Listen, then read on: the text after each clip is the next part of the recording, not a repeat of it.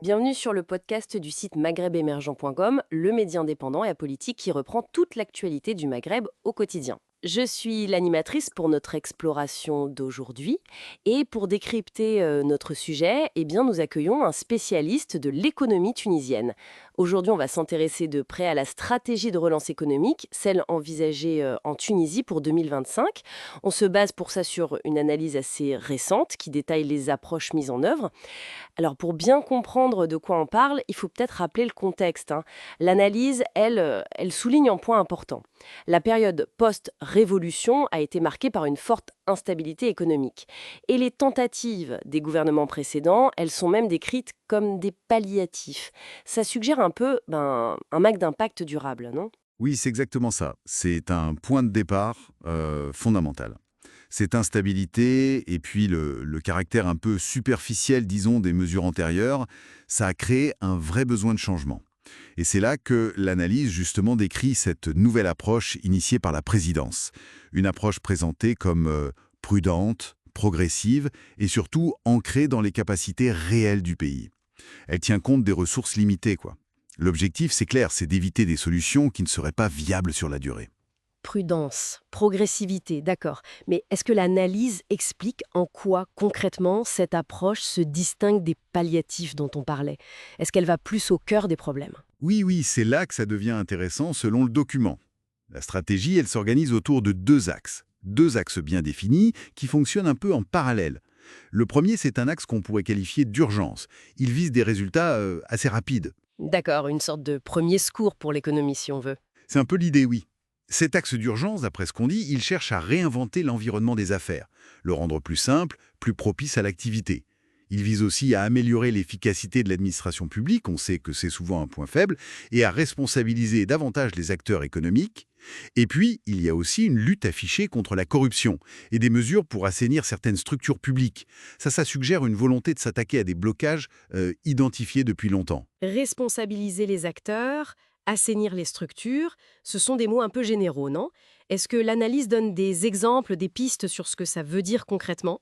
Alors, l'analyse ne va pas forcément dans le détail de chaque mesure spécifique, hein, mais l'orientation générale, elle est claire. Il s'agit de rendre le système plus transparent, plus efficace, de clarifier les règles du jeu pour les entreprises et de s'assurer que les entités publiques fonctionnent mieux. C'est présenté comme une condition vraiment nécessaire pour restaurer la confiance.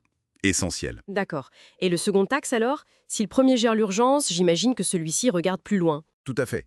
Le second axe, il est qualifié de stratégique. Là, le but, c'est de consolider les fondamentaux économiques sur le long terme. Et ça passe, nous dit l'analyse, par le renforcement des ressources propres de l'État, c'est-à-dire augmenter les revenus internes sans dépendre uniquement de l'aide ou de la dette. Et puis, autre point, instaurer une discipline budgétaire plus stricte. On cherche ici la stabilité, la soutenabilité sur la durée. Je vois. Donc une approche à deux temps en quelque sorte.